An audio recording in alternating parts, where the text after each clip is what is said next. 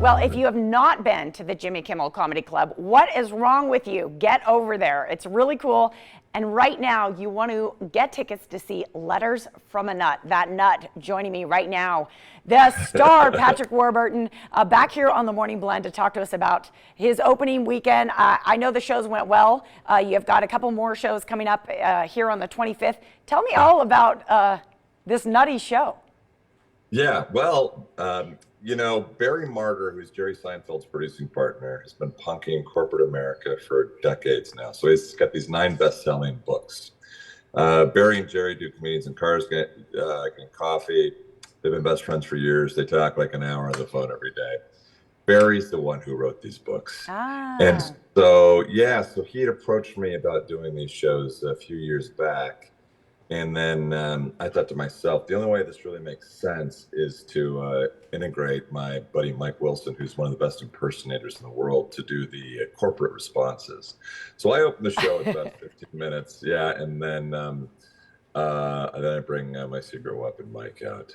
I love it. You know what? Every great show really does start with great writing. I know you know something about that, having had some pretty significant roles on some pretty major shows. So I'm glad to hear that the origin of this is some great writing. What's it all about? What are some of the funny situations that people get to partake in? Like he'll write to Coca-Cola, to whom it may concern, I have a product, Diet Coke. I just want to make sure that it's not a conflict with your product, Diet Coke. It doesn't taste the same. People say mine tastes more like Pepsi. I'm going to sell it mostly to construction workers and stuff. How much caramel are you using? Thanks, and then they'll write, Coke Legal will write him back and tell him that he absolutely must cease and desist because it will be a conflict. And then he apologetically writes back and says, "This is a stupid idea. I have my $700 in my 11 cans. They're in my room right now." But it's stuff like that. Where he really gets the better of companies. They have no idea that they're getting punked, but he does it in a lovely way. Man, it's a fun. I can just imagine. I think corporate America, some of these big brands, they are ripe for comedy. This is a whole lot of fun. So, we just spoke with Jimmy Kimmel last week, right before the Oscars. So exciting to see him step on stage.